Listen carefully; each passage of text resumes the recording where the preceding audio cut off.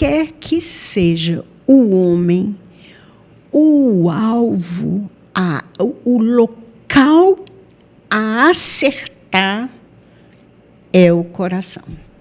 No sentido de a necessidade mais profunda de qualquer pessoa é você atingir o coração.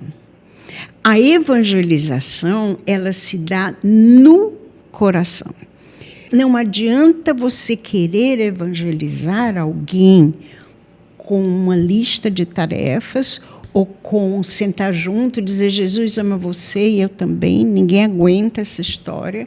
Mas o que faz diferença é você olhar para a pessoa, Deus te dá uma palavra de ciência para a pessoa e a pessoa despenca.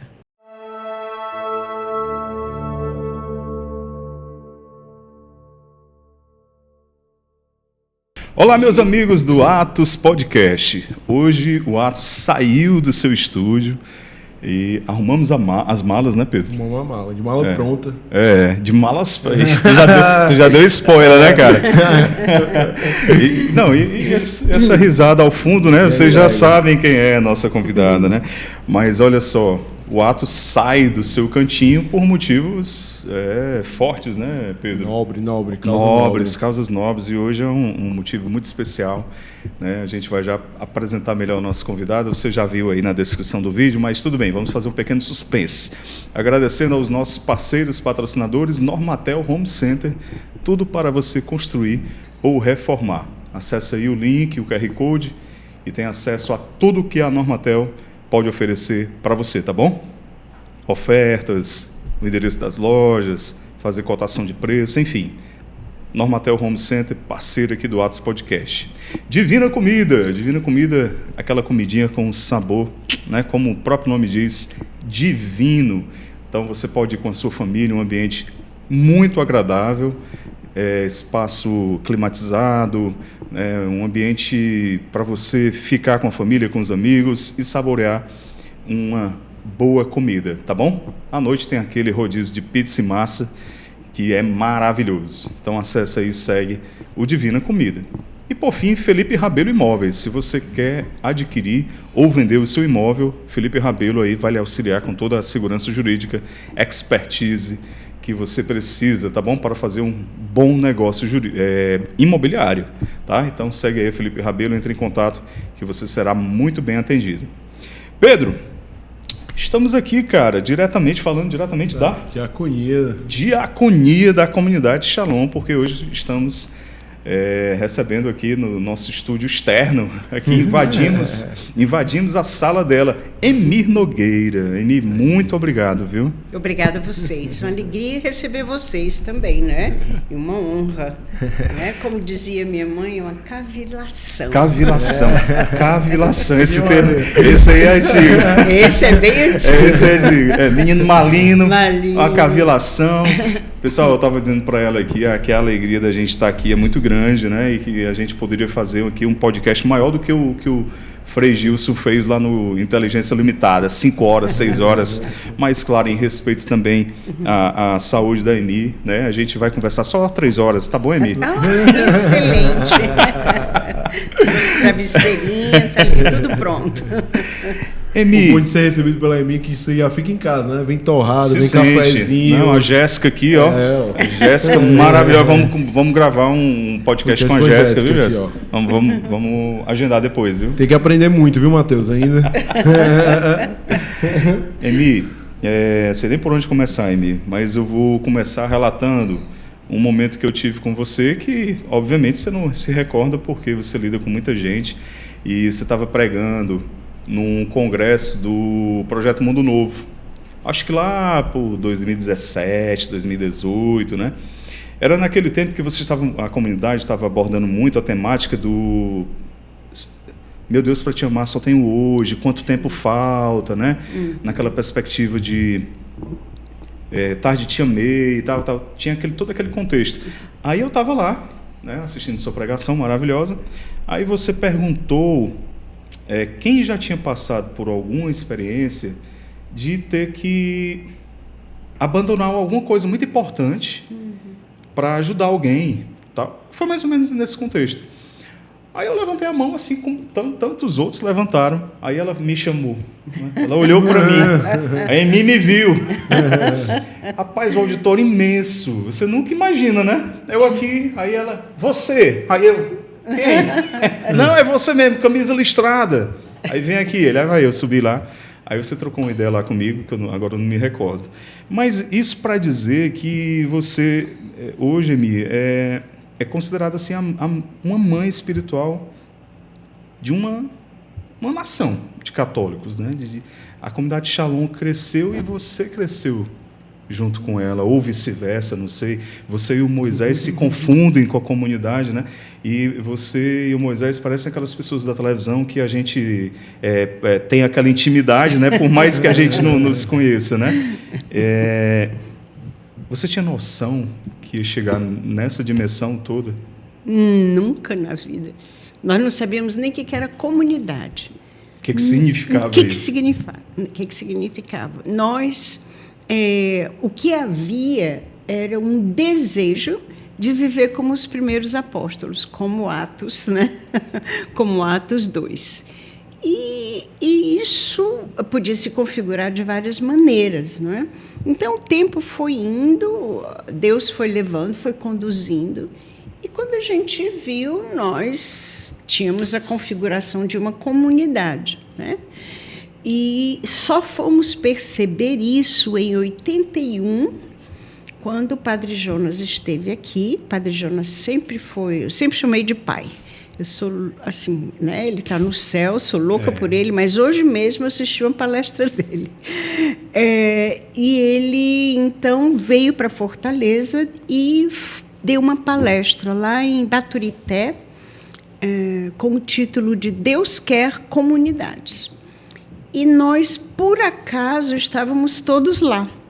Né? Aquele primeiro grupinho estava todo lá. Eram quantos esse primeiro grupinho? Nesse retiro, nós éramos uns 6, 8, mas o primeiro grupinho completo eram 12 pessoas. 21, depois passou para 12, lá em Baturité estávamos 6 ou 7, eu teria que tentar me lembrar. Né? E para nós foi um... Não sei se você já teve assim numa explosão, que aquilo faz... que vem aqui no peito, né? Paf. Que arde o coração. Aquela coisa que parece que te jogaram uma bola de ferro, assim, né? E nós, então, ficamos super impactados. Quando ele acabou essa palestra, parecia assim, formiga no açúcar, né? Nós todos corremos para junto uns dos outros para conversar, que era aquilo que Deus estava colocando no nosso coração, que loucura era aquela. E por aí vai. E assim, que o Shalom fosse ter a dimensão que tem hoje, nunca passou nem de leve pela nossa cabeça. Entendeu? Aliás, homens de pouca fé. Homens de pouca fé. Homens de pouca Mas fé. a gente nunca imagina, né? Nunca. E até hoje eu te digo, às vezes eu estou na reunião do conselho, quando vêm todas as informações, né, de todos os países, e eu fico assim, Jesus... Eu não fiz nada disso aí, né? Nós não fizemos nada disso aí, não. Então, foi você, agora sustenta, né? E sempre tem novas informações que, por exemplo, as Filipinas enviam, nós não sabíamos. Entende? Então, é uma coisa que não está, de fato, no nosso querer, no nosso fazer e no nosso controle. Assim, a coisa vai. Mas o sentimento, no seu caso, né, você, uma mulher, né, materna, tem seus filhos biológicos, mas o sentimento que dá é esse mesmo de mãe, assim, de você enxergar tantos jovens entrando, ingressando na comunidade de vida, espalhados pelo mundo, e aí manda, não, lá na casa... Moçambique, lá tem... e aconteceu isso, aconteceu aquilo, um jovem... O sentimento é esse? O sentimento é um sentimento que eu creio que é sobrenatural. Porque você deu quase o exemplo exato, porque lá em Moçambique, exatamente... Onde está o Jumbala, né? Onde está o Bala, né? Aquela coisinha calma, tranquila, que é o Bala. Nós tivemos um rapaz jovem, menos de 30 anos, que tinha saído para fazer uma coisa comum, foi no centro comprar alguma coisa, ele teve um ataque fulminante e morreu do coração lá em Moçambique. Brasileiro? Brasileiro, E isso causa, por isso é que eu digo que é sobrenatural, causa uma dor e um impacto e uma dor mesmo, como se você tivesse perdido, de fato, alguém da sua família. Não é? Então, eu acho que essa maternidade, não é? Ela é um pouco... demorei muito a me acostumar. As pessoas chegavam para mim, me chamavam de mãe, e eu olhava e dizia, valha-me Nossa Senhora. Meus filhos olhavam para mim assim... Tua mãe é outra. Uma vez o mais novinho, né, ele ainda era adolescente, ficou com ciúme. Não, ele olhou para mim e disse assim, mãe? Que história é essa? Aí eu expliquei, né, tentei explicar e tudo, mas eu também, no começo, eu achava estranho. Depois eu disse, não, isso vem de Deus. É Deus que inspira essas pessoas a fazerem isso, né? E a dor e a preocupação, realmente é uma dor e uma preocupação de mãe, alguém que adoece seriamente, não é? Enquanto não tento dar um jeito, eu não consigo parar, porque aquilo mexe comigo como se eu fosse, de fato, mãe daquela pessoa. É uma graça, eu considero uma graça de Deus. Sem dúvida. Vocês, o Shalom, tem uma ligação muito forte, a espiritualidade de vocês é muito acentuada, vamos dizer assim, né? Vocês vivem muito a espiritualidade, não só vocês, mas todos os consagrados têm uma vida de espiritualidade ou buscam ter uma vida de espiritualidade bem disciplinada, bem acentuada. Sim. Né? E aí eu já ouvi várias histórias de cura através da sua oração e tudo. Você poderia contar pra gente se isso é realmente um dom de Deus, como que não é? E algumas histórias que eu já ouvi também, né? Muita gente já ouviu, né? E tem curiosidade de saber. Bom, vamos lá. O dom de cura é um dom do Espírito Santo, né? E às vezes as pessoas dizem assim, fulano tem um dom de cura, cicrano tem o dom dos milagres, não sei o que. Mas eu costumo responder assim, a coisa mais importante é o doente. Entendeu? Se não tiver o doente, o dom de cura não serve para nada. É a matéria-prima, né? Exatamente. Então, é uma condição sine qua non. Se não tem doente, não tem dom de cura. Então, Deus dá os dons conforme a necessidade do povo dele. Isso a gente vê desde o Antigo Testamento, né? Então, se não tem nenhum enfermo, nenhum cego, nenhum paralítico, nenhuma pessoa com câncer, também não se manifesta o dom de cura. Então, o dom de cura se manifesta quando alguém, de fato, está precisando, não é? E Deus, na sua vontade, quer curar aquela pessoa, né? Então, a pessoa que reza é só um instrumento, pode ser qualquer um, né? Qualquer um. Eu já vi, muitas vezes, pessoas... às vezes, quando a gente viaja, né, aí aparece um pessoalzinho no aeroporto, ou então, na hora que a gente está saindo do encontro, aí diz, ei, por favor. Né? E uma vez aconteceu mais ou menos isso, aí a pessoa disse assim, Emi, reza para eu ter um filho. Aí eu olhei, uma mocinha linda, menininha, assim, uma senhora, né? Jovem senhora casada. Aí, geralmente, eu pergunto, você é casada? Eu pergunto logo, para não ter complicação. E aí, bom, eu estava correndo, o pessoal correndo comigo, botei a mão na barriga dela e disse, Nossa Senhora, dá um nenenzinho para essa menina, tarará, tatatá, tchau, querido. Não deu para rezar nenhuma Ave Maria. E eu, brincando com ela, disse, quando o neném nascer, me manda foto. Isso faz muito tempo. Aí, quando o neném nasceu, ela me mandou a foto, entendeu? Quer dizer, não é a quantidade de tempo que você reza, não é o esforço que você faz, né? Tem gente que acha que precisa gritar, que precisa orar em línguas durante 3 dias e meio, como se dependesse de você. Não, Jesus só quer ouvir o essencial, não é? Cura, por favor, essa pessoa, dá um bebezinho a essa pessoa, né?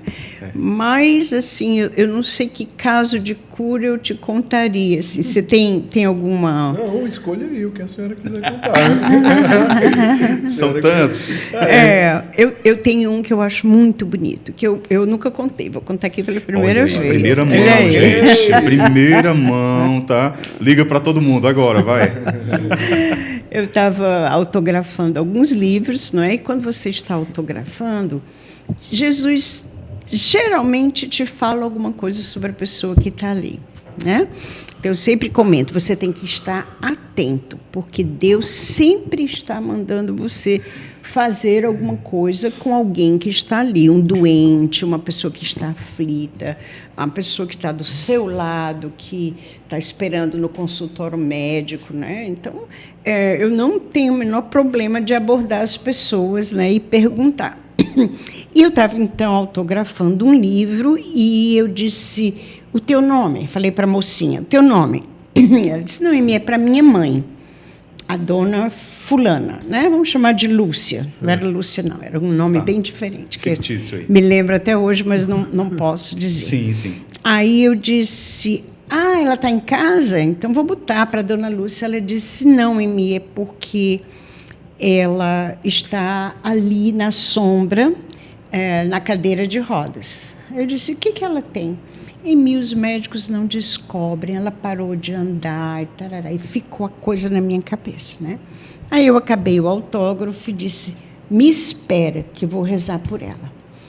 Aí a menina olhou para mim como se eu nem pedi para rezar. Como é que ela está, assim, se oferecendo. Oferecida. Como se eu fosse oferecida. Então, me encontrei lá com a senhora, nós estávamos no Paulo Sarazarte, e levei a senhora até a capela, né? A senhora me contou a história dela, realmente eu não entendo, né, de medicina, eu entendo muito pouco, mas eu vi que Deus queria curar a senhora. Aí botei todo mundo que estava na capela rezando, aí rezamos e mandamos a senhora, então, levantar e andar, né? As pernas dela, a gente vê, às vezes, a pessoa paraplégica com os 2 joelhos paralelos para frente, né? Fazendo um L. Mas, estranhamente, a perna dela, ela tinha virado para o lado. As 2 pernas eram viradas para o lado. Então, para ela andar, ela tinha que primeiro desvirar a perna e depois andar. Bom, ela saiu de lá andando, né? Com pouco tempo de oração, ela saiu de lá andando. Ela ainda estava... Claro, a musculatura de quem é paraplégico é uma musculatura muito flácida. E ela era magrinha. Então, você via que ela tinha fraqueza nas pernas. Mas ela conseguia comandar as pernas, né? E aí, a capelinha do Santíssimo ficava do lado de uma sala assim, de acolhida dos pregadores, dos visitantes, os que estão trabalhando, né? Então... Quando ela saiu andando, aí foi aquela história, glória a Deus, não sei o que, aquela confusão. Ela muito assustada, muito insegura, né? Mas está andando, né? Depois foi fazer fortalecimento muscular. Sim. Aí é todo um tratamento, fisioterapia, né? Que ela tem que fazer, mas... Esse é um dos que eu gosto muito, mas nunca contei, porque senão já vi. Que maravilha, né? Glória a Deus, né, Emi? Emi, você estava falando no início, né, que foi aquela coisa, vocês não sabiam o que estava acontecendo, e vocês nasceram, a comunidade Shalom, num contexto ali pós-Concílio Vaticano II, né, ali o Brasil, a igreja no Brasil, você pode até falar melhor que eu, né, mas vivia ainda, não que tenha superado ainda, mas era mais forte ainda a presença da teologia da libertação, né, toda aquela... A gente sabe todo o contexto, né, que foi crescendo a igreja no Brasil. E vocês vieram nessa nova evangelização, que foi com a RCC, a chegada da renovação carismática, e essa proposta de novas comunidades. Quem com quem vocês puderam contar, assim, quem foi a pessoa, a autoridade eclesiástica? Você citou o Padre Jonas, né? Mas teve um bispo, alguém que venham para cá, meus filhos, venham para cá que vai dar certo, né? Então, na época era bispo de Fortaleza, Dom Aloysio Loscheider. E o Moisés trabalhava com que na época chamava Pastoral da Juventude, né? E tinha aqueles encontros, não é? Era bem diferente do que existe hoje. E então fazia, Moisés coordenava encontros, pregava. E eu e meu marido éramos um dos casais que acompanhava esses jovens. Era uma caminhada onde casais ou famílias acompanhavam jovens. E Dom Aloysio, então, ele gostava muito dessa pastoral. E era amigo do Moisés, admirava Moisés, conversava com Moisés, né? Então, independente do que ele pensava ou não pensava, ele nos deu muito apoio. Tanto que no comecinho ali na lanchonete, na inauguração mesmo da lanchonete, Dom Aloysio estava presente. Na Maria Tomás ou no outro? Não, o primeiro mesmo foi na Coronel Jucá. Hoje não existe mais nem sombra, né? Hoje é prédio. Mas foi na Coronel Jucá e nós ficamos só 6 meses na Coronel Jucá, porque cresceu bastante, a casa não dava mais, e aí nós nos transferimos para Maria Tomás, onde nós estamos até hoje, né? E o que você acha, claro, além da graça de Deus, a ação do Espírito Santo, o que vocês fizeram assim para atrair que a juventude vinha e respondia ao chamado de vocês? Graça. A gente nunca fez, até depois viria a sair um documento de João Paulo II falando do desafio de você botar num papel, vou fazer isso, como às vezes a gente faz, né? Planejamento. Né? Os planejamentos, mas tudo no nosso caso foi muito espontâneo, né? Hoje, olhando para trás, eu diria que Deus preparou um cenário perfeito, tá? Então, 1982, em Fortaleza, vocês imaginam que era... Não imaginam que são muito novos, eu tinha 2 anos. Não são muito novos. Em Fortaleza, se você quisesse comer um milkshake ou um sorvete, você precisava ir para o centro da cidade, numa loja chamada 4.400, ou Loja Brasileira. Logo, junto com o Shalom, apareceu uma outra lanchonete, que era o Mitre, que ficava na Desembargador Moreira. Mas o Mitre era uma lanchonete excelente, muitas famílias iam para lá, mas ela oferecia né? Ela oferecia o que ela se propunha, né? A finalidade, né? Era o lanche. Um lanche. E lá no Shalom, nós nos sentávamos. Então, senta na mesa, conversa, dá o próprio testemunho, reza pela pessoa, tem uma capela para a pessoa. Isso lá no primeiro Shalom, né? Então, acho que isso fez toda a diferença. A evangelização pela proximidade, pela amizade. E a evangelização que usa os dons do Espírito Santo. Entendeu? Então, eu tô aqui conversando com Pedro. A minha conversa com Pedro vai ser totalmente diferente da minha conversa contigo. Porque Deus quer dizer uma coisa ao Pedro e outra a você. Né? E outra aos outros aí, para não ficarem... Então, é aquela coisa que vamos usar uma palavra que está em moda, né? Personalizada, individual. Então, o que Deus quer para você, né? E também nós fugimos um pouco daquela pregação moralista. Eu nem sei te explicar por quê. Porque qual é a pregação que eu chamo moralista? Nós devemos ajudar os pobres. Nós devemos... Lembre-se de Mateus 25. Muito doutrinal. Não, assim, quase como assim. Nós devemos, nós temos. Né? E aí nós explicávamos mais a palavra de Deus. Mais querigmático. Né? era algo bem querigmático, mas que depois passou, quase que imediatamente, já em 87, passou para a formação. Então, nós tínhamos bem claro, e temos até hoje, né, o querigma e a formação. Né? Então, a pessoa pode fazer um caminho, desde que entra lá no Shalom, até o resto da vida dela inteira, né? Porque ela tem, vai tendo material, vai tendo trabalho. Né? Esse é outro segredo. Nós colocávamos os jovens para servir. Né? Porque quando você ama a Deus, o que você quer fazer é servir a Deus. Quando você sabe que Deus te ama, você imediatamente diz: o que eu posso fazer? Para que outros também conheçam. Para que outros também conheçam, para retribuir a graça que eu dei, que eu recebi, etc. Acho que esses foram os segredos, né? E também o segredo do que a gente chama de pastoreio, né? Que você acompanha a pessoa.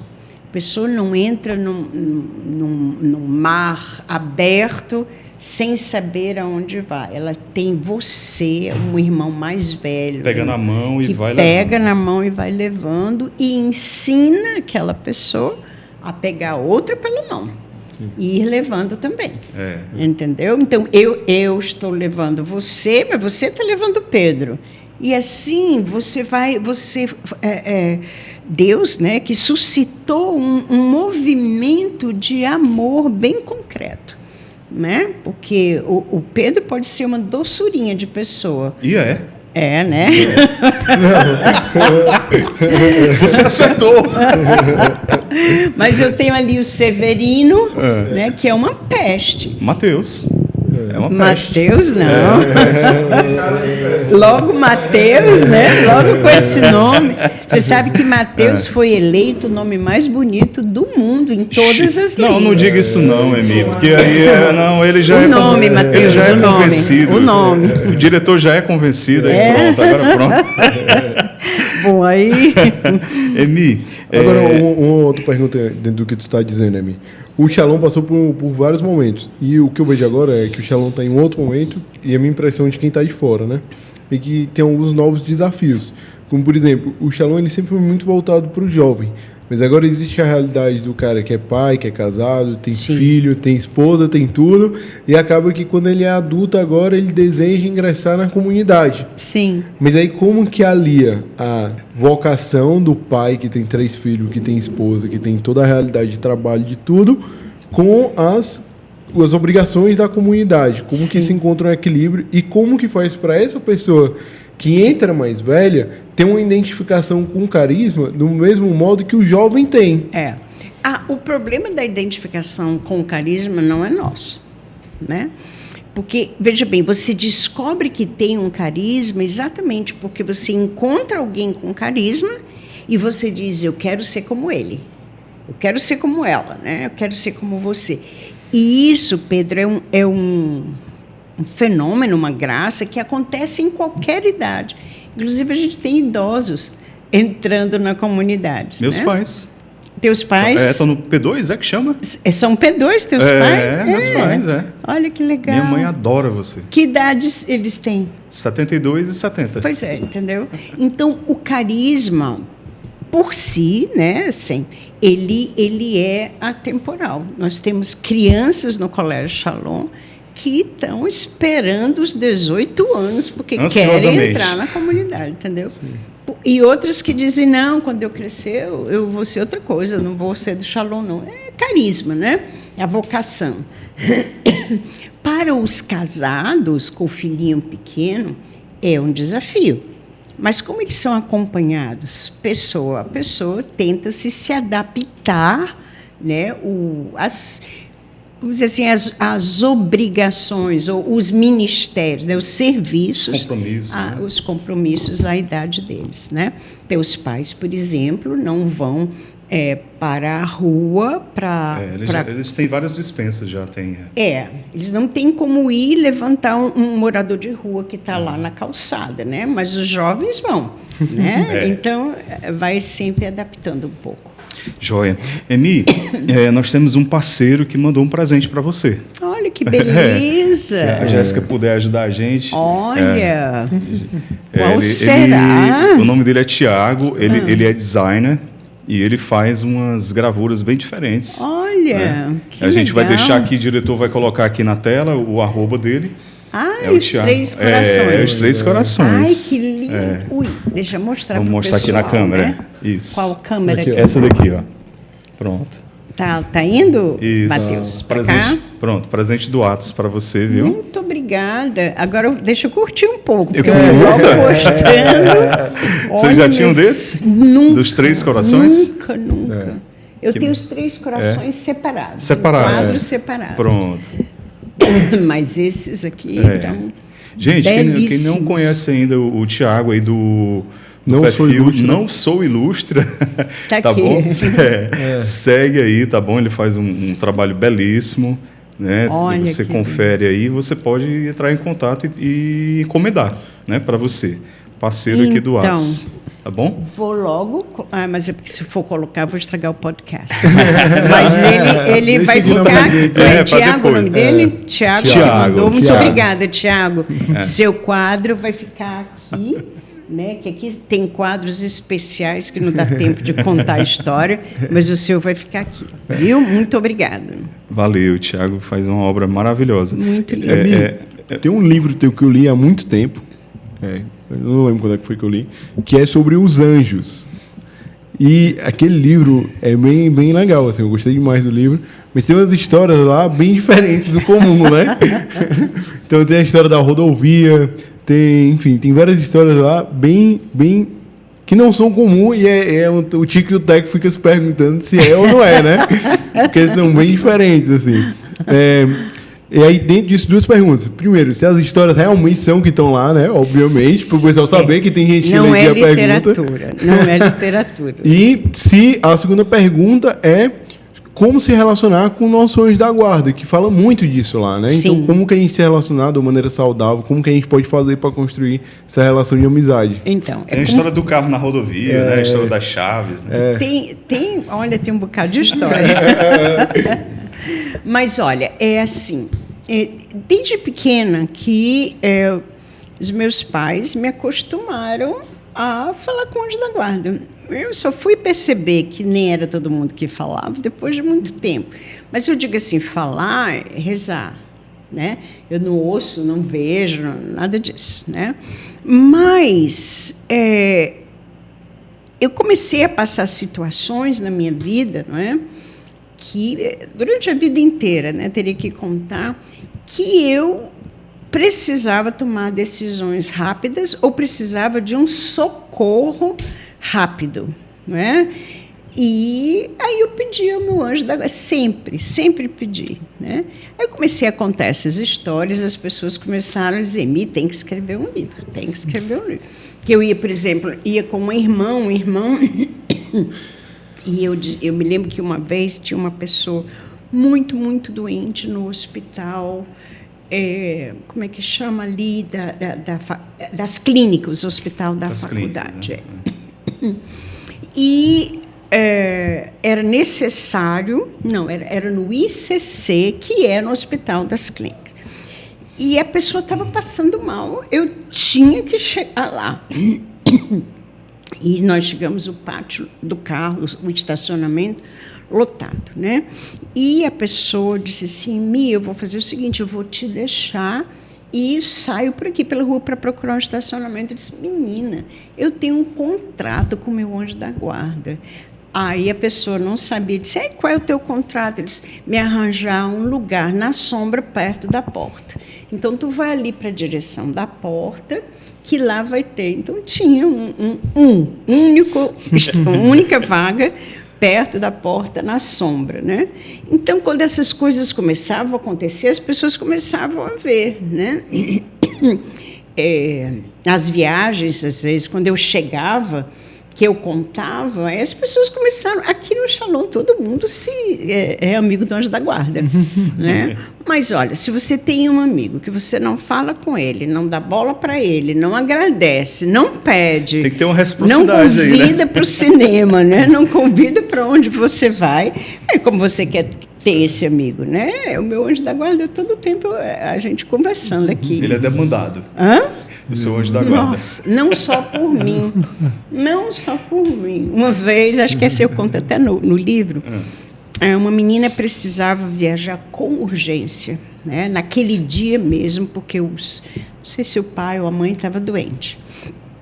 Aí a menina chegou para mim aflita e disse assim, por favor, era época de carnaval, não tem vaga para nada, né? E por favor, pede aí o teu anjo da guarda para eu encontrar uma vaga, por favor, por favor.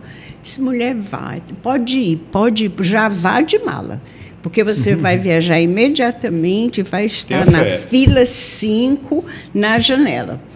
Aí, quando eu menos esperei, ela ligou, né? Olha, eu estou aqui na fila 5 na janela. Eu vou pegar esse teu anjo da guarda. Eu, não, pegue não. Ele não é onipresente. Se eu te der, eu fico sem. Mas, assim, tudo isso é brincadeira. Mas as pessoas, de tanto verem, é bem normal aqui. Às vezes as pessoas dizem, me peguei teu anjo da guarda para fazer não sei o quê. Eu digo, e ele fez? Fez. Eles estão... Devolva. Emi, por falar em livros, são quantos livros lá já seus? Quantos são? Pedi um help aqui aos universitários. Não, acho que são uns 38, por aí.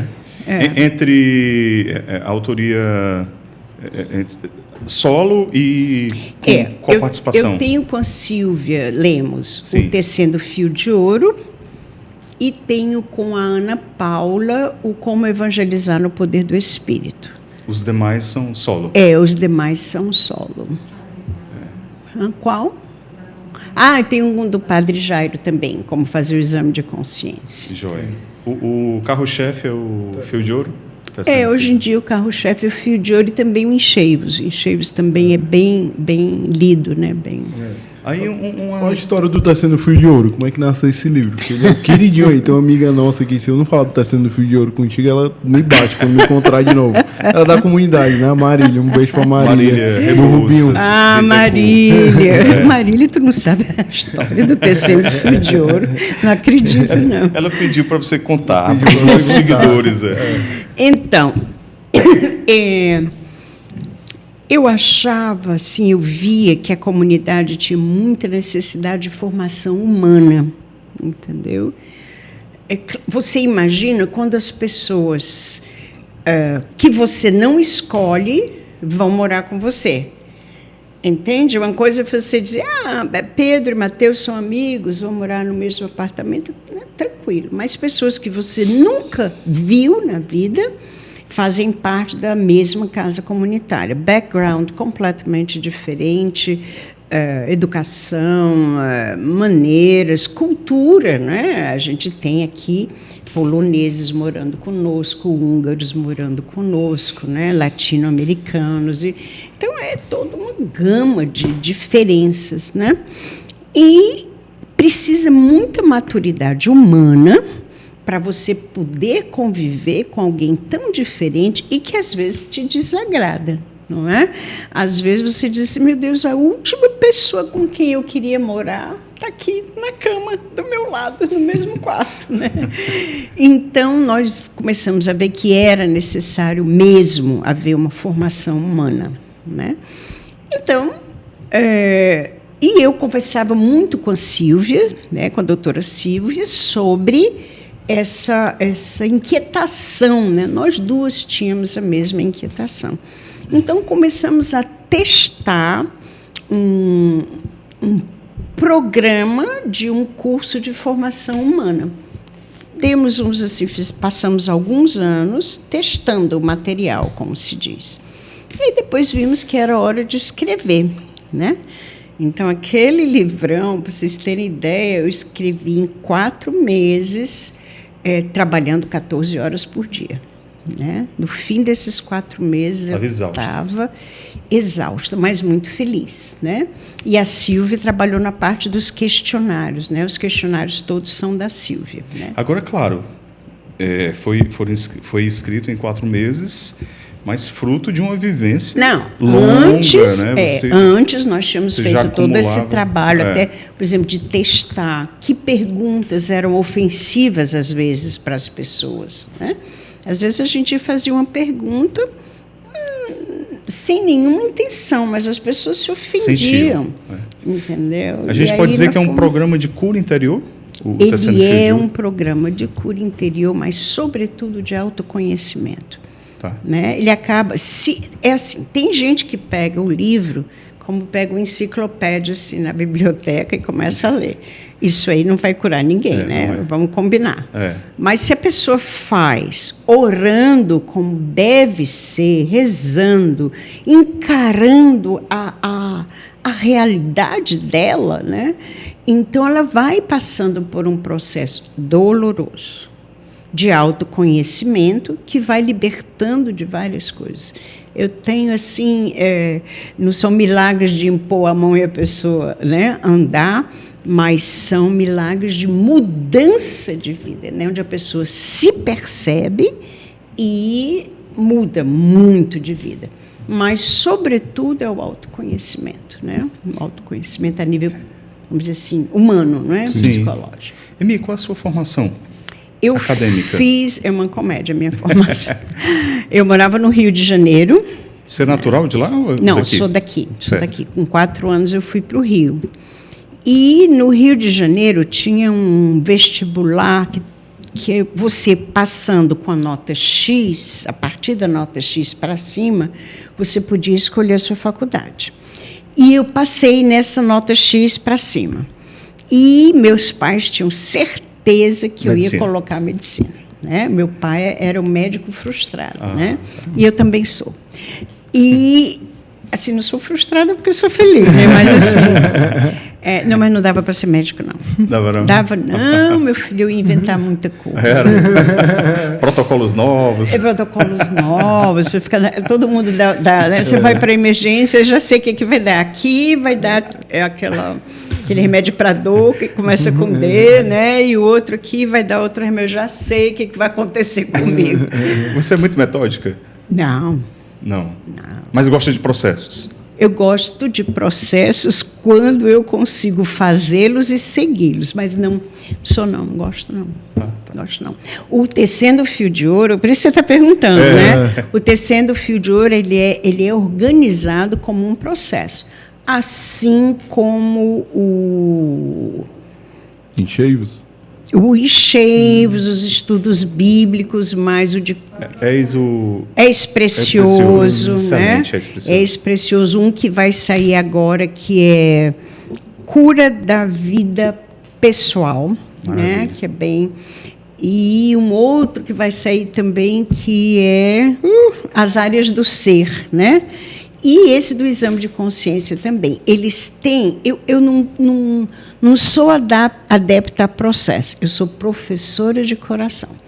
Então, tudo que eu posso fazer didático, eu sistematizar. faço. Sistematizado. Mas não é porque eu sou assim, não. Entendi. É porque eu entendo que as pessoas são ajudadas e sou professora de coração. Mas aí você ia falando. Bom, aí escolheu o quê? Não pus medicina, certo. Pus psicologia. Só que meus pais tinham uma verdadeira aversão. Naquela época, havia um tabu... um preconceito, né? 68. Vai cuidar de doido? Vai cuidar de doido, isso não serve para nada. E tarara, menina, foi uma decepção para os meus pais.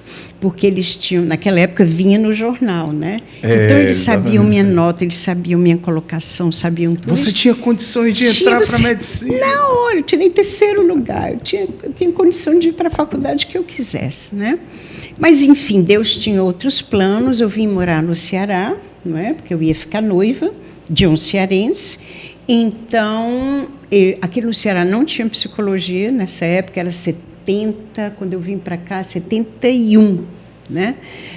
E, então, não tinha psicologia, eu fiz letras. Né? Quando eu comecei a ver, eu estudava na PUC do Rio, né? Quando eu comecei a ver que eu ia ter... tinha que me mudar para cá, e também porque eu tive uma briga lá com a professora behaviorista, que nós duas não batíamos. Se bateu, não. Aí a coordenação me chamou, aí eu aproveitei e falei. Nessa época você já estava caminhando eu estava no comunidade? 2º ano. Não, que comunidade? Não. 68, a comunidade só foi... é 68, tá certo. Então, Bem antes, pronto. Então, eu comecei a fazer as opcionais de línguas, linguística. Comecei a fazer as cadeiras opcionais. Que você achava que ia aproveitar. Que iria aproveitar aqui. Aí, pronto. Fiz letras. Amo ser professora. Amo. Maravilha. Não, Sou mas frustrada mas porque você não tem sou mesmo uma didática, uma pedagogia, né? Mas aí você complementou a sua formação com outros cursos ou não? Sim, na área de letras, né? Tá. Aí eu fiz uma especialização em linguística e em ensino de inglês como segunda língua em Michigan, né? Mas fiquei muito por aí. E de onde é que vem essa curiosidade, todo esse amor a essa área? Seria a psicologia que ficou ali guardadinha? A busca do autoconhecimento, de estimular toda essa Formação humana. Essa formação humana, né? Santa Teresa, né, que é um dos baluartes aqui da comunidade. Santa Teresa, ela enfatiza muito o autoconhecimento. Ela diz que sem autoconhecimento ninguém cresce na vida interior, na vida espiritual, né? E vários outros santos, também Santo Inácio de Loyola, né? Eles batem muito nisso. E eu tive um diretor espiritual chamado Philippe Prévost, que teus pais talvez conheçam, né? Já faleceu há bastante tempo. Ele me colocou ao mesmo tempo em contato com Santa Teresa e com Santo Inácio de Loyola. Isso, todo mundo acha graça porque assim havia, né, na época de Teresa um choque, né, entre os jesuítas que estavam começando, né, e os carmelitas, né? É uma história aí que eles se resolvem, Tá certo. Mas nada demais, só, sim, né? sim. Pronto. E aí eu fui vendo que o autoconhecimento, né, é super importante. E, claro, a psicologia também nunca sai da gente. Né? De mim nunca saiu do meu coração nem pedagogia, nem a psicologia. Né? Mas aí vocês se consideram autodidata? Uma pessoa que está sempre buscando ali e querendo conhecer cada vez mais? Eu gosto de cascaviar as coisas, né? Gosto de cascaviar e acho que a gente, como eu sempre fui responsável por pessoas, eu sempre eu tive muito em mente que eu tinha que fazer alguma coisa para ajudar, né? E isso foi fazendo a coisa caminhar. Também estudei 2 anos de teologia e 2 anos de filosofia lá na PUC, porque era uma faculdade católica, eu era obrigada a isso, né? E sempre estudei em colégios católicos, né? Então, essa curiosidade, vamos dizer assim, filosófica também, que eu tenho bastante, né? Eu deixo qualquer um doido, e de psicologia, eu sempre gostei. Entendi. Né? Como é que nasceu o caminho Ordo Amores? O Ordo Amores nasceu exatamente daí. por acaso. Foi por acaso. Por acaso. Eu traduzi durante alguns anos um pregador da renovação chamado De Grandes. Sim, eu me lembro. Né? O Robert De Grandes. Né? Falecido já, né? Falecido. E o De Grandes, ele tinha, esse sim, tinha os esqueminhas, né? Então, ele tinha vários esquemas de cura interior. E eu, traduzindo, eu vi os efeitos, né? Aí eu disse, De Grandes, me dá esse esquema, deixa eu transformar num livro. Aí ele disse, não, pode levar, é seu. Se você conseguir transformar isso aí num livro, é um milagre. Aí foi quando apareceu o És Precioso, né? A primeira versão. E eu fui vendo que as pessoas precisavam de mais. E aí, havia uma sede ali. Havia uma sede, havia uma necessidade. Então, hoje nós temos todo o caminho Ordo Amores quase pronto, porque falta... Ainda falta? Falta esse que eu acabei de falar, Cura da História de Vida, e falta as áreas do ser. Né? As áreas do ser é muito importante. Você entender como... entender como você funciona, vamos dizer assim, né? Então, você se conhecer nesse seu funcionamento espiritual / psíquico, né? E a comunidade, ela se notabilizou por por essa riqueza de formação, né? Riqueza formativa. É tanto que outras pessoas de outras comunidades Sim. vêm até vocês, né? Sim. Padres, sacerdotes de Sim, outros... sim. Né? É muito importante dizer que a via de formação tem que andar junto com a via de oração, né? Não há como você... Isso também é Santa Teresa. Não há como dissociar autoconhecimento de vida de oração. Não há. Porque é Deus quem revela a você quem você é, né? Então, por mais que existam essas ajudas, você precisa da luz do Espírito Santo para caminhar, precisa da oração.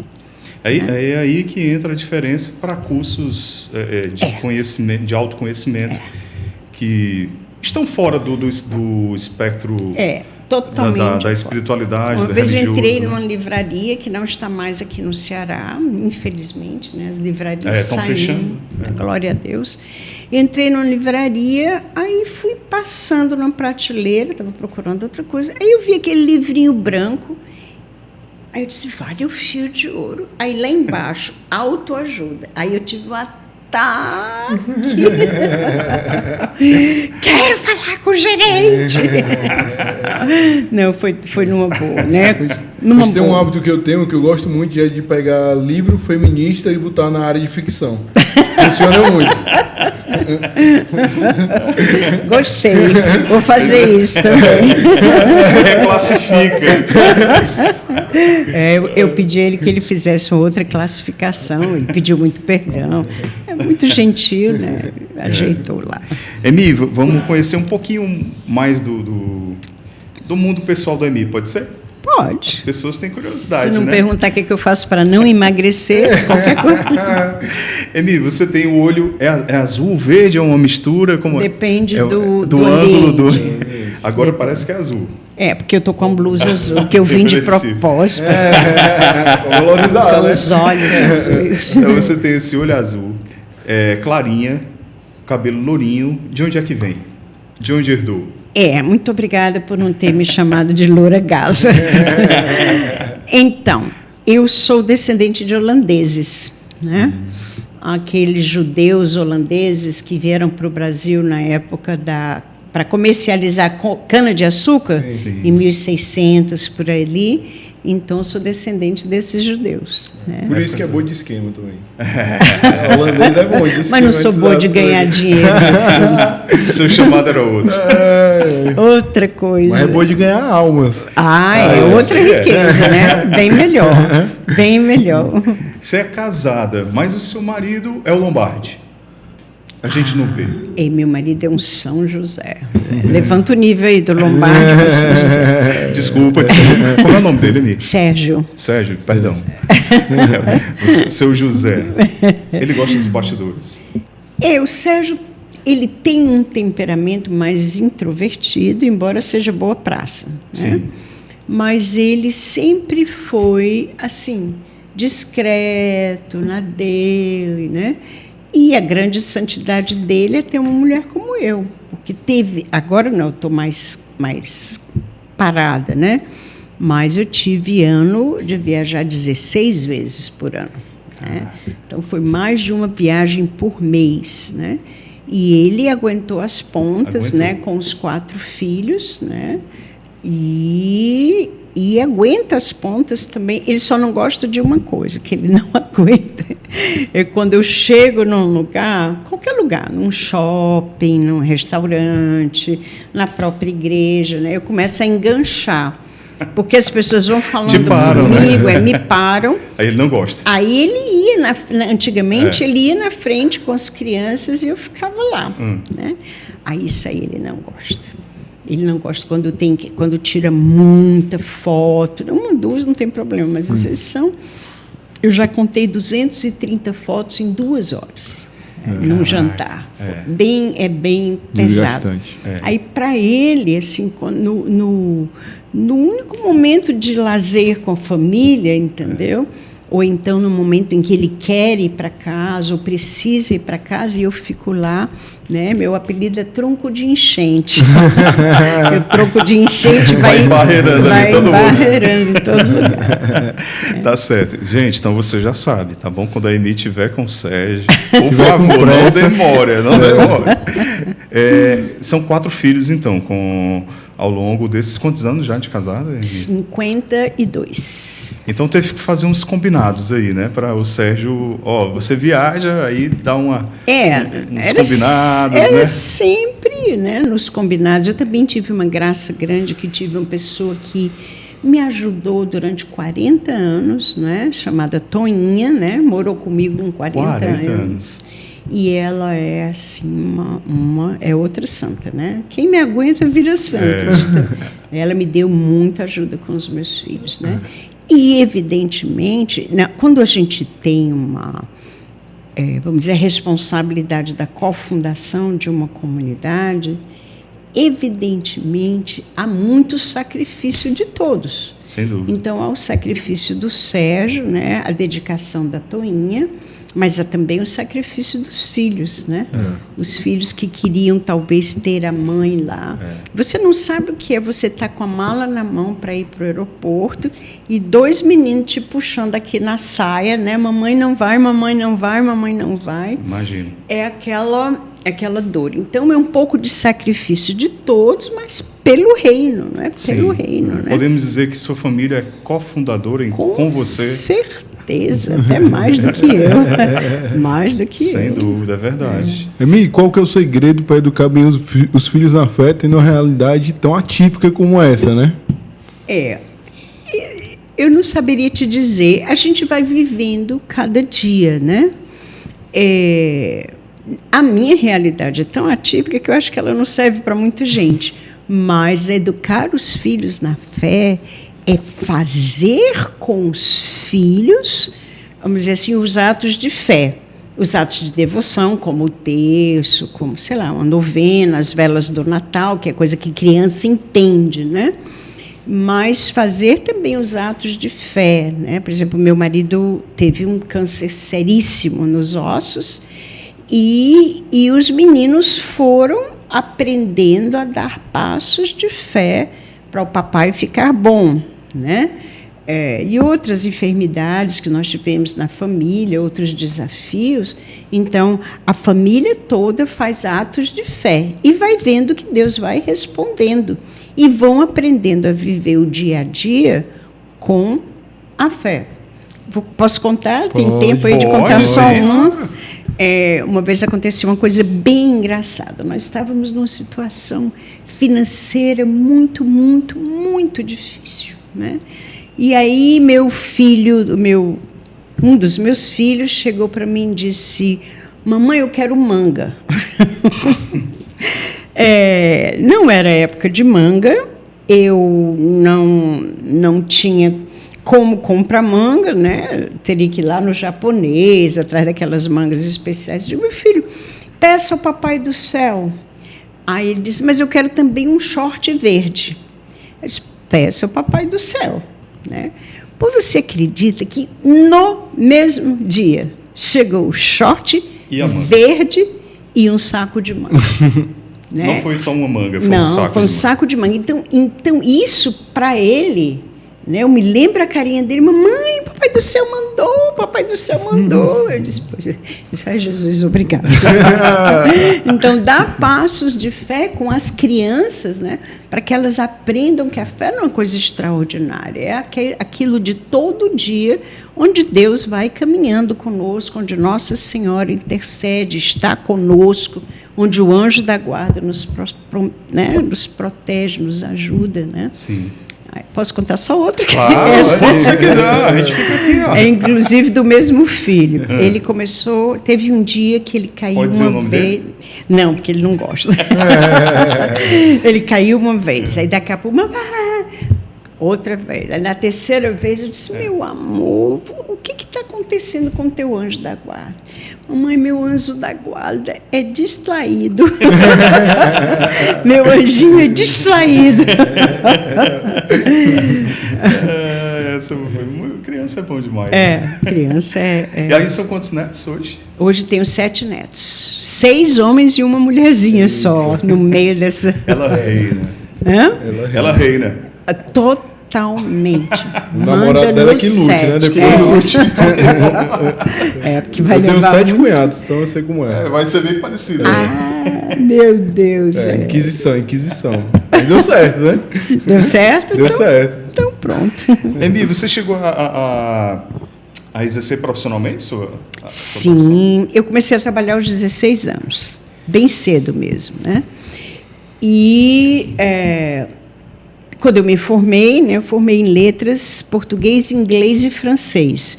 É um caso único, né? Porque como faltavam créditos, aí o professor de francês me disse que se eu lesse 4 livros do André Gide, que é um autor francês, e fizesse um resumo em francês para ele, ele me daria os créditos, né?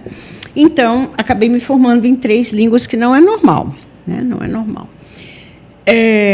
Aí eu ensinei na faculdade de letras, né? Na faculdade de agronomia, porque eu desenvolvi um método de tradução. Uhum. Eles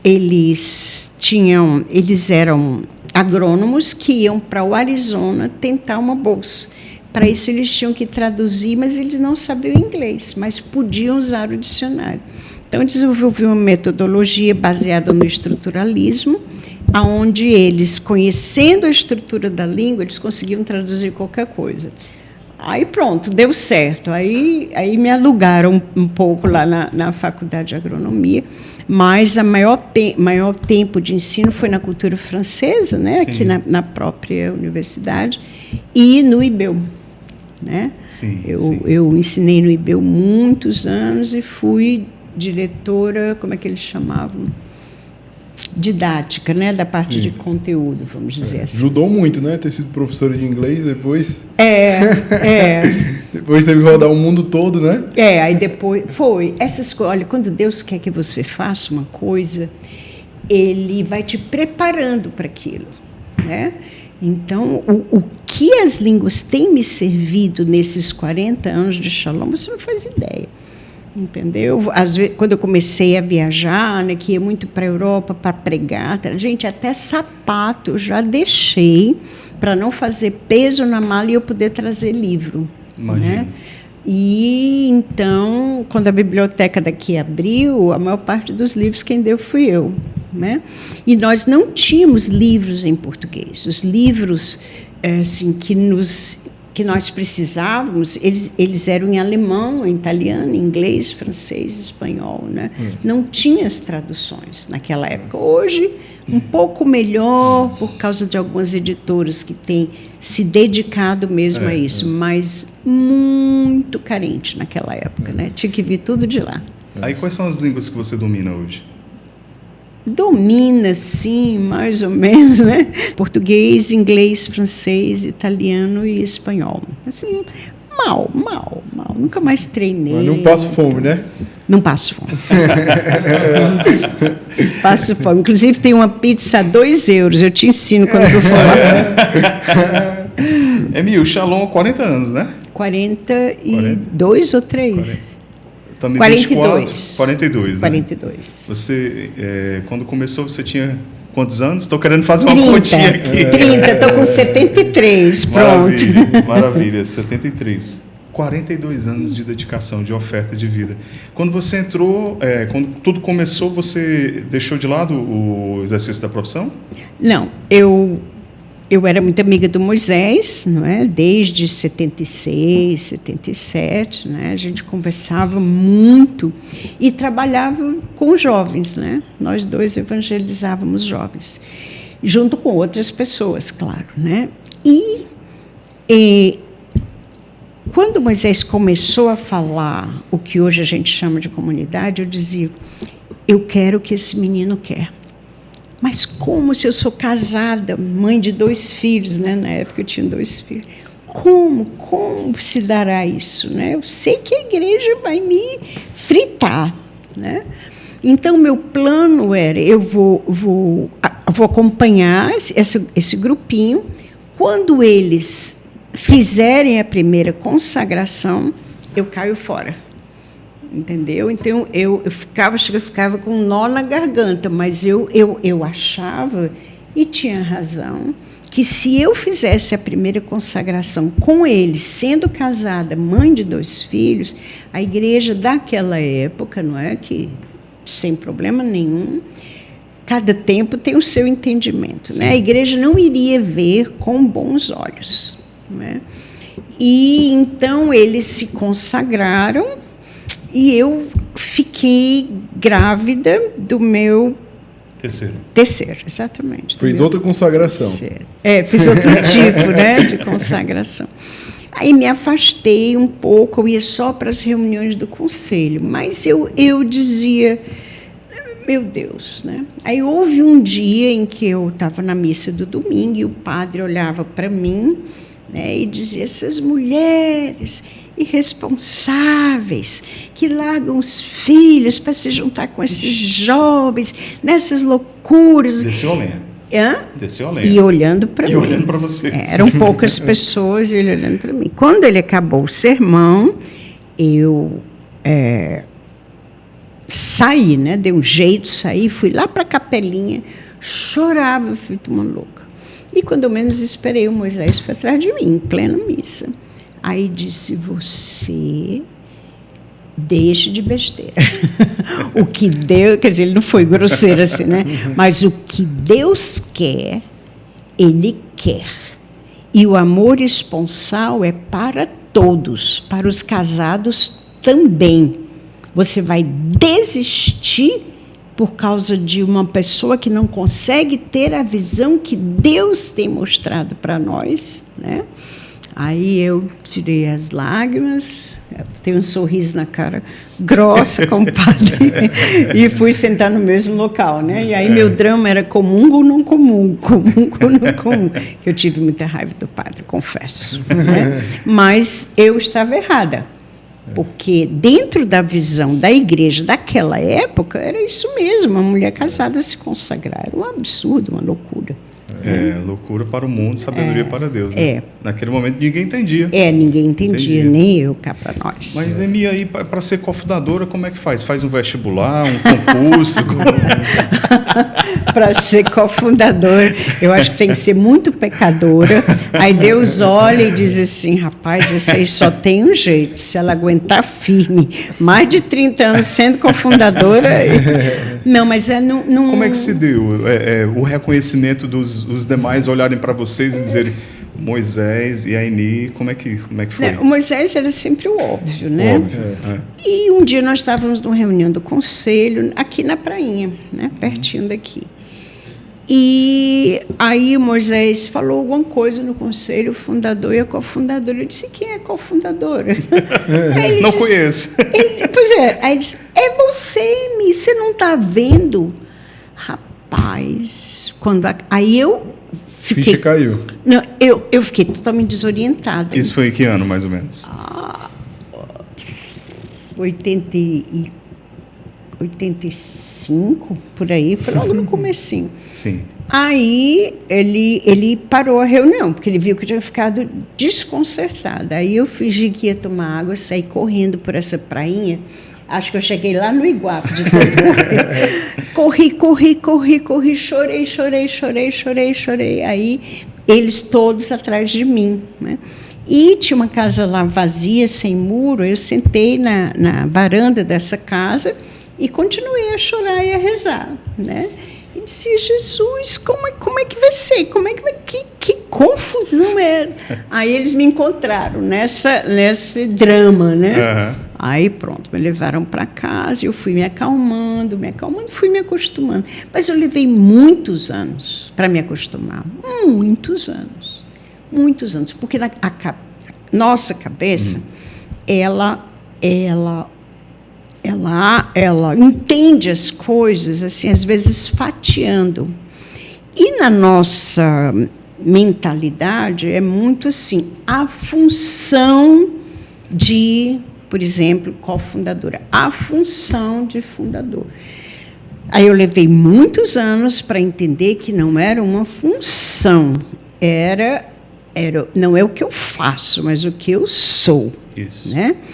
E sou irremediavelmente. Não adianta eu não querer ser, porque foi Deus que escolheu, foi Deus que chamou, foi Deus que orientou, foi Deus que fez. Então, assim, eu não tenho que me meter em outras palavras e nem tenho que fazer coisa X ou Y para exercer uma função de cofundadora, né? Sim. Eu não mando em nada aqui dentro. Mando em nada. Graças a Deus. E uma coisa que o pessoal tem bastante curiosidade, o Moisés é bem reservado, né? Assim, sim, ele é um reservado, temperamento mais... Como que é o Moisés, né? Que a gente vê muito a figura do Moisés, o fundador da comunidade Shalom, que está em cima do palco, pregando e evangelizando e fazendo tudo, mas como que é o Moisés, né? Moisés é primeira pessoa de mais fé que eu já vi na minha vida. Eu nunca vi uma pessoa com 1/5 de fé da fé do Moisés. É impressionante. A fé dele é uma coisa... Desde o início lá. Desde o início. Desde o início. Né? Teria histórias e histórias para contar. Então, ele é um homem de muita fé. E no convívio, e isso desperta em mim, eu acho que em todos nós, uma grande admiração. Porque é uma fé extraordinária mesmo, é um dom só dele. E ele é uma pessoa de um trato muito fácil, né? Ele é brincalhão ao extremo, né? Ama implicar, especialmente comigo, né? E com outras pessoas. Tem os alvos da implicância dele, né? Ele é o único homem em uma família que tem 5 mulheres. Então, eu digo que ou ele implicava ou ele não sobrevivia. Entendeu? Então, ele tem PhD... É um santo, viu? Uma família com 5 mulheres. Já ficou santo desde o começo. Então, ele tem, assim, PhD em implicância, né? É uma inteligência extraordinária, um irmão fantástico que se preocupa com tudo, né? Essa minha Covid longa, ele telefona para mim ou vai na minha casa, depende, né? Quase todo dia. Para saber como eu estou, o que eu descobri, se eu melhorei de não sei o quê, entendeu? Isso não sou só eu. Às vezes eu vou visitar um irmão doente, aí a pessoa disse, mas até acabou de me ligar. Entendeu? Então, ele sabe todo mundo que está necessitado, que está doente, né? Alguns irmãos que perdem pessoas da família, ele está sempre perto, ele vai. Quando ele não pode ir, ele liga para a missão para saber se tem apoio, para saber se tem dinheiro, saber se tem médico, saber se a pessoa está bem, se quer vir para cá, se precisa ver os pais, se quer mandar a mãe para lá cuidar. Então, ele é muito cuidadoso, é muito pai, o Moisés. É muito pai. E as 24 horas de vocês, tem quanto tempo? Vai dar certo, tudo isso aí.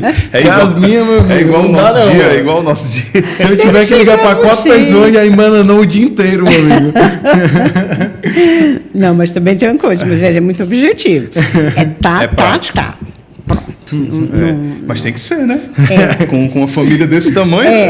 Vocês têm esse número? Você tem, assim, fácil esse número? Quantos consagrados? No mundo são 30 e poucos mil. Eu não sei dizer. É um município já, é um município.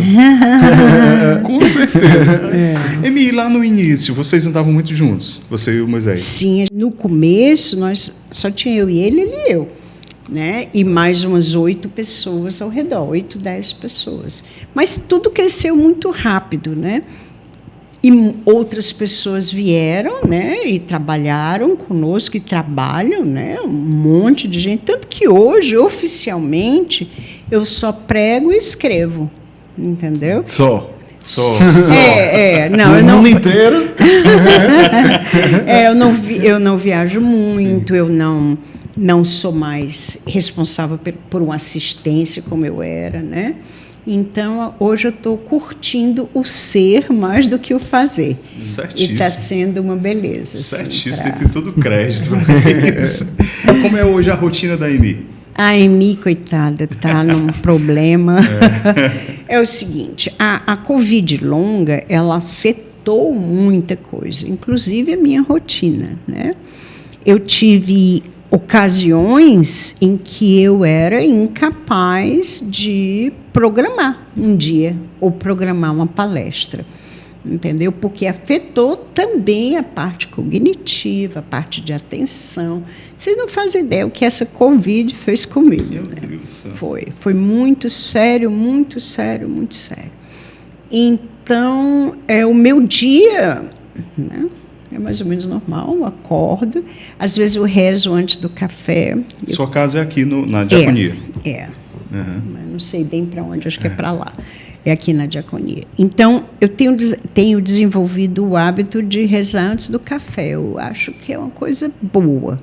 Né? Mas, no normal, eu tento ter a mesma vida que a comunidade. Eu estou no regime de exceção por causa da minha enfermidade. Sim, sua condição. Né? Aí, pronto. Aí tem todas as trilhões de reabilitação que eu tenho que fazer, né? Estou fazendo reabilitação cardíaca, até pouco tempo fiz reabilitação neurológica, reabilitação, vamos dizer, cognitiva, né, que eram juntas as duas. E, só para vocês terem ideia, eu fiquei sem escrever. Meu Deus. Eu não conseguia escrever. Nem no computador, nem à mão. Nada.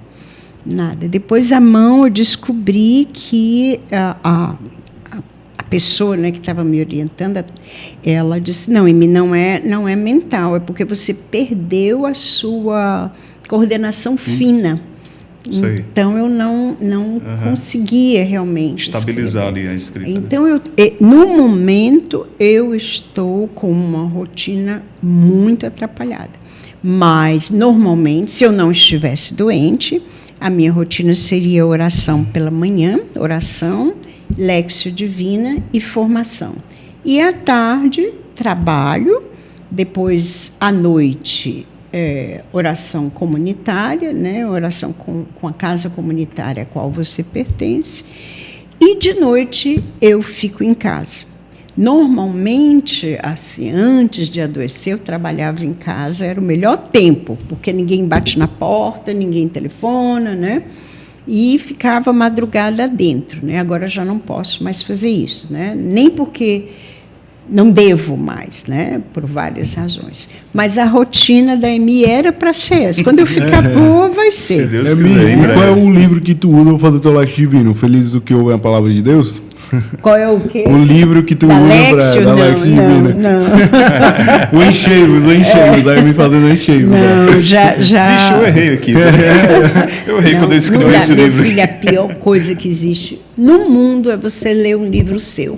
É. Nunca faça Nunca tá isso. bom, né? Nunca tá bom, né? Porque, como é que eu boto essa palavra aqui? O primeiro livro que eu escrevi, meu pai era muito cri-cri nessas coisas. Minha filha, abra na página tal. Eita. Aí, vale, nossa, abri. Diga, papai, como é que você repete essa palavra 2 vezes num parágrafo desse tamanho? Eu disse, papai, é mesmo? Minha filha, não me faça passar vergonha, não. Então, quando você lê um livro seu, você tem vontade de rasgar, jogar fora e começar tudo. Porque você diz, como é que eu não fiz isso? Autocrítica, né? Exacerbada, né? Não, mas hoje eu estou lascia perdere, né? Como diziam os italianos. Ó, deixa rolar. Emi, a gente está vendo aqui algumas fotos suas, e dentre elas tem ali a foto com o Papa Francisco. Você já passou por João Paulo II, conheceu? Conheci João Paulo II, passei por um bocado de papo. Bento XVI, conheceu os 3 últimos, né? Conheci, só não conheci o João Paulo I, né? Foi muito rápido, Sim, foi né? rápido. O pontificado dele. Aí você esteve com os 3. Estive com os 3. Com o Francisco eu tive várias vezes. Com o Bento XVI, nós já tínhamos contato com ele antes dele ser Papa. Sim, por conta com o da cardeal, Congregação para a por Doutrina causa da Fé. Doutrina da Fé. Ele nos recebeu lá umas 3 vezes, né?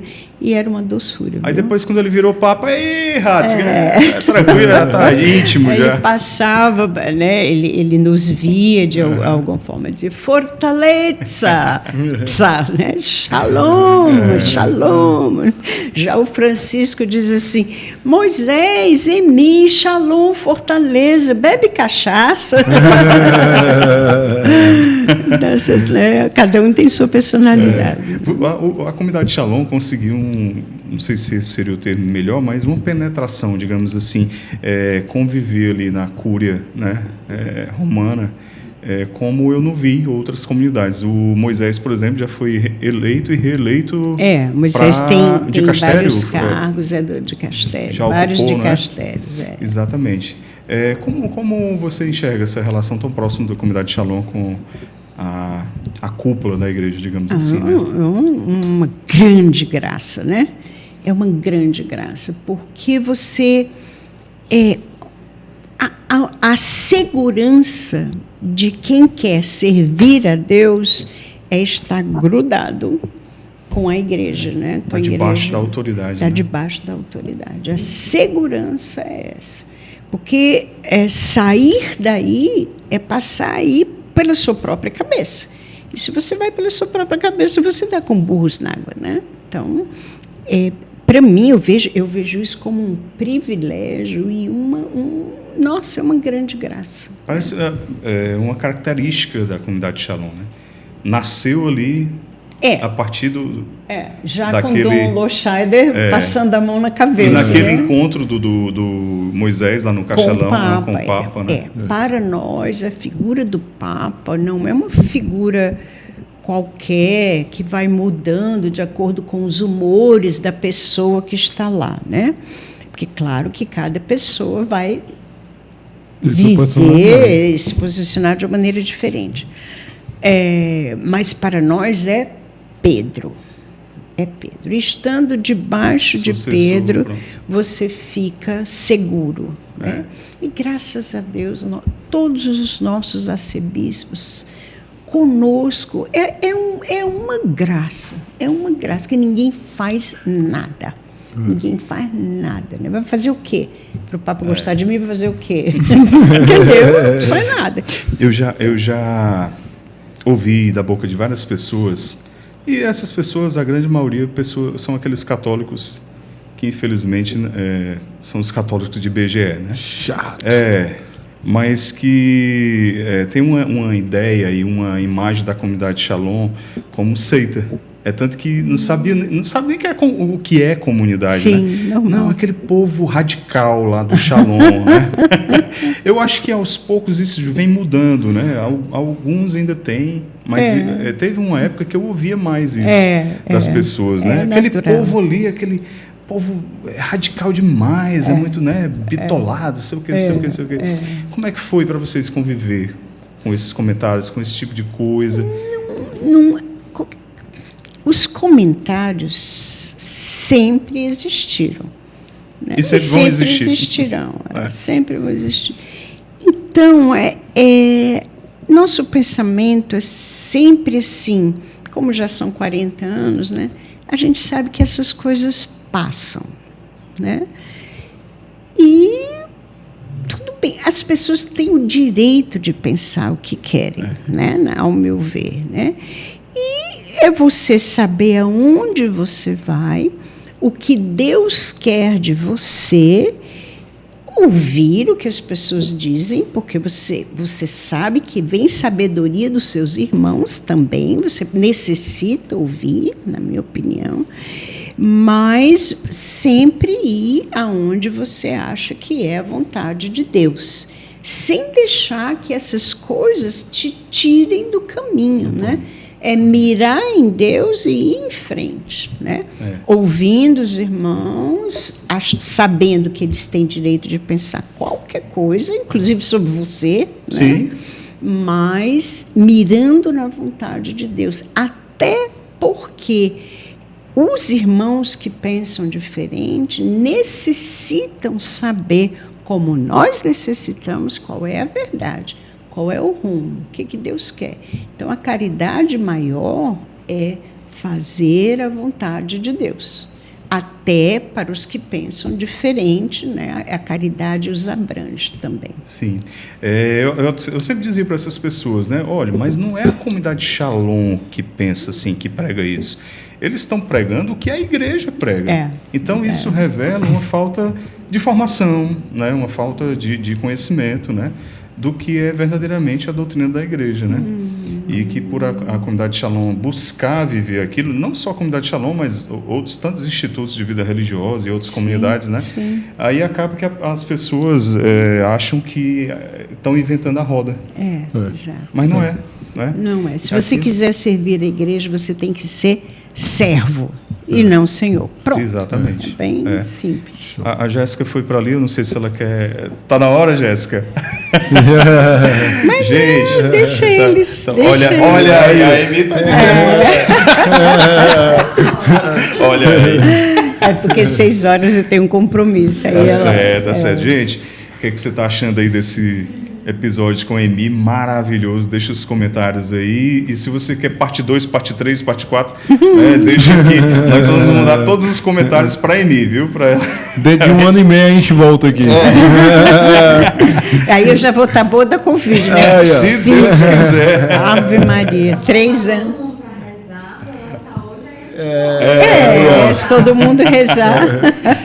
Emi, então vamos para a gente... Não sei nem qual é a última pergunta que eu faço, mas como é que você enxerga a evangelização hoje? Né? Você que sempre foi uma missionária, já rodou tanto, né? Pregando, evangelizando, multidões, né? Fazendo acompanhamento pessoal. Como é que você enxerga hoje esse povo de Deus? Né? Do que as pessoas estão sedentas? Você acha que vem renascendo um novo ardor, um novo assim, sede pela igreja mais raiz, digamos assim, por ser um católico verdadeiramente? Você acha que está renascendo o catolicismo no Brasil? E como a evangelização precisa agir nos dias de hoje? Olha aí, Jéssica, vai demorar só 45 minutos. Só mais 45 minutinhos. É a última pergunta. Zero, mas eu me perdi na sexta. Eu tentei. Vamos aproveitar melhor o tempo. É só uma pergunta, tá bom, peraí. Perigoso esse cara. Emi, faça um apanhadão aí. Então, eu já estive evangelizando em todos os continentes, né? Qualquer que seja a cultura, a classe social, o sexo, o nível de educação, tudo que possa diferenciar as pessoas, a história do país, a história da família, né? Qualquer que seja o homem, o alvo, o local a acertar é o coração. No sentido de a necessidade mais profunda de qualquer pessoa é você atingir o coração. A evangelização, ela se dá no coração. Por isso que quando eu escrevi com a Ana Paula Como Evangelizar no Poder do Espírito, eu tentei dizer isso. Não adianta você querer evangelizar alguém com uma lista de tarefas ou com sentar junto e dizer Jesus ama você e eu também. Ninguém aguenta essa história. Mas o que faz diferença é você olhar para a pessoa, Deus te dá uma palavra de ciência para a pessoa e a pessoa despenca na tua frente, né? Ela despenca, ela muda completamente. Porque é como se ela dissesse, meu Deus, como é que ela sabe? Como é que ela leu a minha alma? Né? Então, anteontem mesmo eu estava com uma pessoa, a pessoa assim, uma pessoa rígida, né? E aí Deus disse, vá falar com ela. Eu fui e eu disse, olha, Deus me deu... Você vai falar com a pessoa sem nada, de mão vazia, você tem que dar o primeiro passo. Então, quando eu cheguei perto, era uma senhora de uns 60 anos, eu disse, Deus me deu uma imagem, assim, Deus deu assim que eu cheguei perto dela. Antes ele não deu nada, apenas eu vi que tinha que ir até ela. Deus me deu uma imagem da senhora na cozinha, pensando, eu não vou dizer o que era, né? Pensando isso. E a senhora Isso, né? Porque foi uma coisa que aconteceu anteontem, né? E o que Deus quer da senhora é que a senhora chore a sua dor. Pare de bancar a fortuna. Peça perdão, perdoe, recomece, né? Então, bom, foi uma história e ela literalmente caiu no choro, mas um choro desesperado, né? Aí, bom, eu pude pegar essa senhora, abraçar essa senhora, evangelizá-la, assim, responder às coisas que ela não perguntava, né?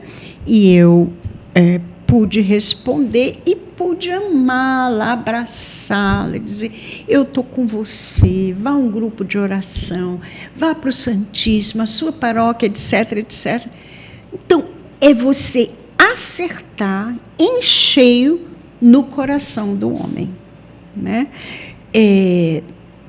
Depois vem a evangelização do intelecto, depois vem a evangelização, sei lá, na fé, mas o que precisa ser evangelizado é o coração do homem, né?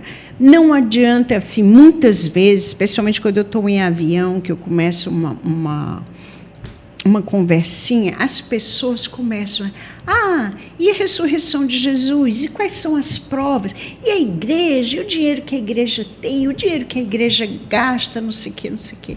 E uma vez, contar uma história, às vezes faz mais, né? Uma vez eu estava no avião e começou um papo assim, né? Aí eu disse, Jesus, me mostre como eu atinjo o coração desse homem, né? Aí veio aquela história, música. Aí eu disse, você gosta de música? No meio das perguntas mais doidas do mundo. Porque não adianta você debater, não adianta. Sim. Você, tem que pensar assim. Não, meu irmão, tem que pensar o evangelho, a doutrina da igreja, tem que viver aquilo. Ficar elucubrando não dá certo. Aí eu interrompi o fluxo da conversa. Eu disse, você gosta de música? Ele se admirou, né? Mas Deus tinha mandado eu perguntar de música, eu perguntei. Aí ele disse, gosto, eu sou músico. Aí eu, que beleza. Aí começamos a conversar de música, ele era de uma banda de axé. Sim. Bom, enfim, nesse momento, eu pude ter uma brechinha aberta do coração dele, né? Aí Deus falou, fale da mãe. Aí eu disse, e a sua mãe, ela acompanha a sua carreira? Aí nós começamos a falar da mãe. Enfim, eu acabei rezando pelo batismo no espírito do Axé Music lá, né? Que desceu em Salvador, né? Claro. Mas a evangelização, ela é simples. E a evangelização, ao meu ver, só se dá com o poder do Espírito. Foi como Jesus evangelizou. Jesus foi curando, Jesus foi libertando, Jesus foi ressuscitando. E essas pessoas começavam a seguir Jesus. E aí começavam a ouvir a verdade da pregação dele. Mas se você for ver o que o Evangelho registra de pregação de Jesus, não é tanto quanto o que o Evangelho registra de acontecimentos da vida de Jesus.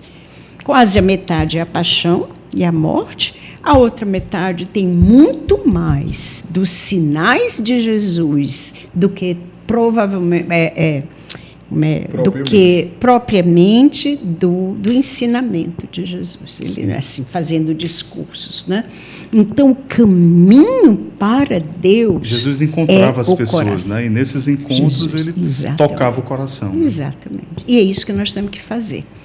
É isso que nós temos que fazer. E a sede do mundo, que é uma das suas 600 perguntas, a sede do mundo é encontrar a verdade, mas não, em primeiro lugar, uma verdade intelectual, em primeiro lugar, uma verdade existencial, uma verdade que fale aquilo que eu sou, né?